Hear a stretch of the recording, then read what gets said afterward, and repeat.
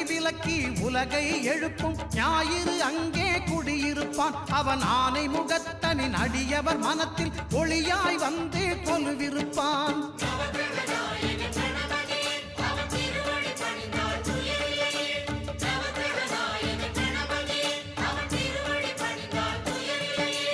ஒன்பது கோளும் ஒன்றாய் காண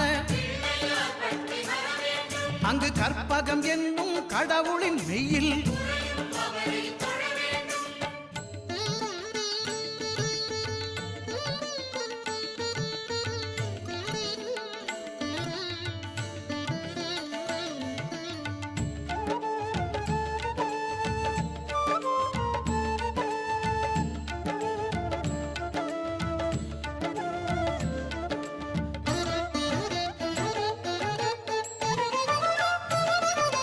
திங்கள் பகவான் திருமுகம் காண